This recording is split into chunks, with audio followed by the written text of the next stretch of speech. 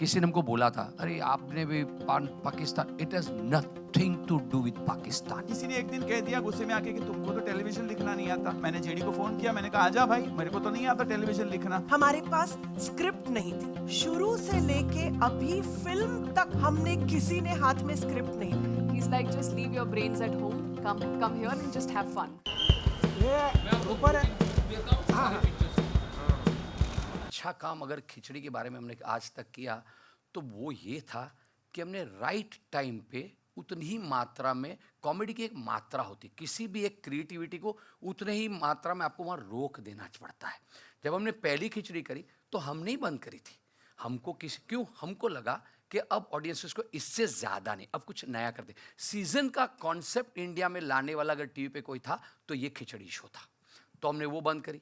फिर दूसरी सीज़न में आए, तब सीज़न का कॉन्सेप्ट इंडिया में शुरू भी नहीं। फिर हमको लगा कि हाँ, अब टीवी से इसका दर्शक और बढ़ रहा है, तो हमने मूवी करी, वो बहुत अच्छी गई। फिर हम मूवी की स्क्रिप्ट ढूंढ रहे थे, पर वो मूवी की स्क्रिप्ट राइट, जैसे मैंने कहा, क्या होता है ना, आपको बहुत ये जो रिस्पेक्ट और प्यार मिलता है ना, उसको समझ के रेसिप्रोकेट करना पड़ता है। अब लालच में कुछ नहीं कर सकते हो, और ऊपर वाला करने भी नहीं देता है, क्योंकि हमसे ज़्यादा आप खिचड़ी के मेकर्स हो, आपका प्यार हमसे वो बनवाता है। तो जब हमने मूवी कर ली, हमको स्क्रिप्ट क्यों नहीं मिली, नहीं थी, 2-3 स्क्रिप्ट बनाई, तो वेब सीरीज़ का ज़माना आया तो हमने एक वेब सीरीज़ बनाई, क्योंकि हमको उसके लायक एक सब्जेक्ट मिल गया, और अब जाके ये मिला। तो ये जो जर्नी रही है, हम पात्र में शायद इतने ग्रो ना हुए, आज भी हल्लो खाना खा के जाना चलता है, पर हम एज मेकर इकट्ठा सारे लोग क्रिएटिवली इसमें इवॉल्व होते रहे कि उसी एज में रहकर हम आज भी किस तरह हमारे पात्रों को आपसे जोड़ सकते हैं, कहानी को जोड़ सकते हैं, और साथ में कितनी फ्रेशनेस आज के दिन में जो ज़रूरी हो वो ला सकते हैं। ये हमारी इतनी लंबी जर्नी रही। Television Khichdi was my turning point. Television I started with एक महल सपनों का, जो भी आतिश जी ने ही लिखा था स्क्रिप्ट। उसके बाद ये खिचड़ी was offered to me and was a turning point for me. And believe you me, I'm not being modest about it. I actually grew as an actor as far as comedy is concerned.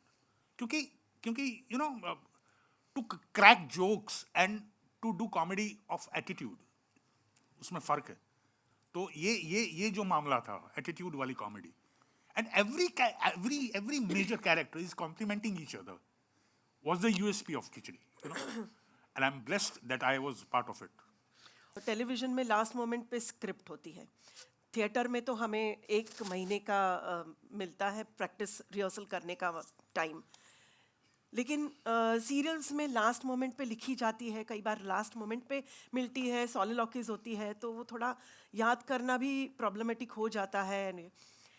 इस serial से इतनी हमारी याददाश्त तेज हो गई है और इतना हमारा माइंड चलने लगा है, क्योंकि शुरू से लेके अभी फिल्म तक हमने किसी ने हाथ में स्क्रिप्ट नहीं ली। हमारे पास स्क्रिप्ट नहीं थी। Atish used to narrate the scene, he used to say everything. पहले दिन जब सीरियल करते थे तो फर्स्ट डे जब हम मिलते थे तो पहले 1-8 घंटे में तो इस महीने के 5 एपिसोड्स में क्या होने वाला है वो पूरा नरेट कर देते थे आतिश। और उसके बाद अभी का जो सीन है वो जयश्री ये बोलेगी, ये बोलेगी, ये ऐसे ऐसे, we used to just listen to it and हमको याद रह जाता था। और अभी फिल्म में भी हमने आज तक स्क्रिप्ट हाथ में नहीं ली। तो I think that is one of the most beautiful and a surprising thing कि आर्टिस्ट के हाथ में स्क्रिप्ट नहीं है ना, उन्होंने कभी स्क्रिप्ट पढ़ी है। खिचड़ी मेरी पहली फिल्म थी 2010 में, एंड बहुत ही अलग तरह की फ़िल्म थी। मैं थिएटर करके निकली थी, तो मैं हर चीज़ को बहुत सीरियसली लेती थी, किरदारों को बहुत सीरियसली लेती थी, पूरे होमवर्क को बहुत सीरियसली लेती थी। बट आई रिमेंबर जब आतिश, मैं एकदम थिएटर एक्टर से फ्रेश थिएटर से फ्रेश निकल के मैं आतिश से मिली, and I am like, sir, so how do you want me to prepare for this role? He is like, just leave your brains at home, come here and just have fun. And something about that just stuck with me. So वो 2010 की बात थी, और of course मुझे आज तक याद है। बीच में मेरा जो काम आप लोगों ने देखा है, जिस तरह का मैंने काम किया है, तो मेरी एक ऐसी ब्रांड बन गई, इमेज बन गई, जहाँ लोगों को लगता है मैं बहुत सीरियस काम करती हूँ, मैं बहुत सीरियस एक्टर हूँ। तो काफ़ी लोग बोलते रहते हैं कॉमेडी क्यों नहीं करते, आप क्यों नहीं करते। एंड फाइनली खिचड़ी हैपन, जिसका बहुत सालों से इंतज़ार था सभी को। मैं पहले से ही खिचड़ी परिवार का हिस्सा नहीं थी। I mean they have done a lot even before the first film happened. तो मैं बहुत नई थी उस वक्त, और I didn't have too much to do in the film back then. I still don't have too much to do in this film. No, don't say that, Kirti.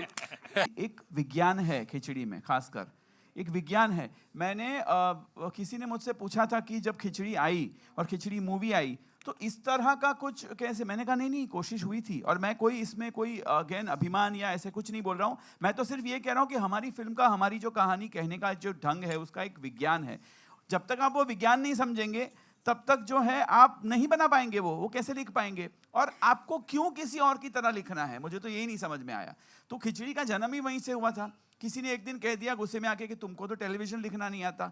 तो हमने कहा ठीक है, मैंने जेडी को फ़ोन किया, मैंने कहा आजा भाई, मेरे को तो नहीं आता टेलीविजन लिखना, तो हम टेलीविजन में जो हो रहा है उससे बिल्कुल उल्टा करेंगे, विपरीत करेंगे। अगर टेलीविजन ये कह रहा है कि बड़ों का आदर करो और बच्चों को, तो हम वो नहीं बोलेंगे, हम उल्टा बोलेंगे, बाबूजी को फेंक देंगे इधर उधर।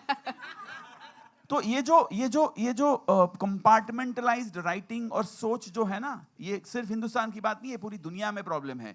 यही चलता है, यही करना चाहिए, लोगों को यही अच्छा लगता है। अरे भाई, लोगों को बेवकूफ मत समझो भाई, और अपने आप को ज्यादा अक्लमंद तो बिल्कुल मत समझो। ना वो बेवकूफ है और ना ज्यादा आप अक्लमंद है। आप जिस चीज में शिद्दत से विश्वास करते हैं उसको एक आकार देने की कोशिश कीजिए। हर एक लेखक का, हर एक माँ का, हर एक क्रिएटर का बच्चा यूनिक होता है। आप अपने बच्चे को दूसरे के बच्चों के जैसा क्यों बनाना चाहते हो?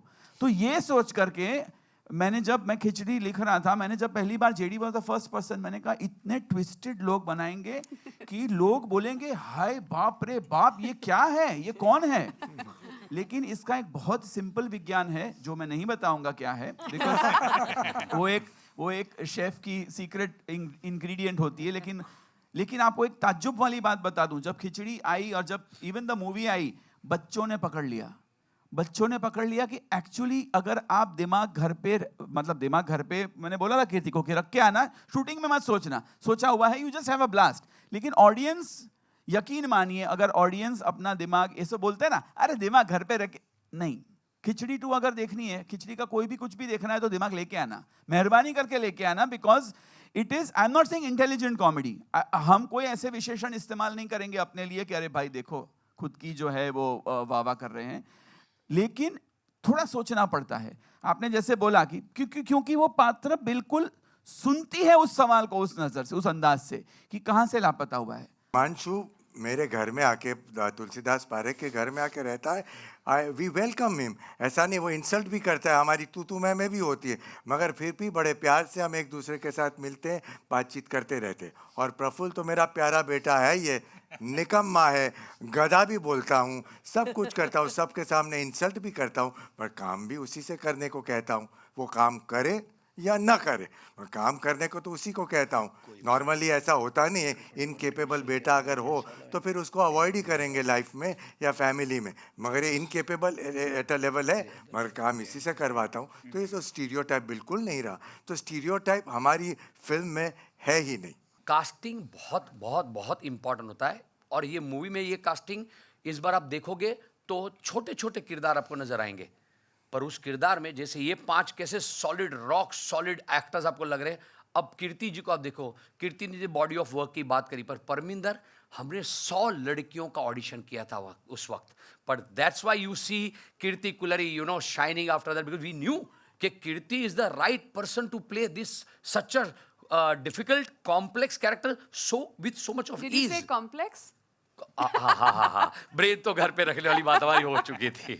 और उसके बाद इस मूवी में आप देखोगे, आपको लगता है फराह खान, वो पहली खिचड़ी का हिस्सा थी, सामने से फराह, तेरा यार ये सब लोग जिधर जाती खिचड़ी के बारे में बहुत बोलते हैं, तो फराह खुद बोल दिए ऐसे कि मैंने इतना काम किया, साला आके पूछते खिचड़ी कभी आएगी, तू खिचड़ी में करेगी कि नहीं। तो this was Farah Khan. Look at Farah Khan, इतना एक डायरेक्टर, कितना काम है इस डायरेक्टर किया, पर खिचड़ी में हमने फराह खान को क्यों कास्ट किया? एक तो again a big huge thanks to Farah, she just favoured us as a friend, we can never forget it.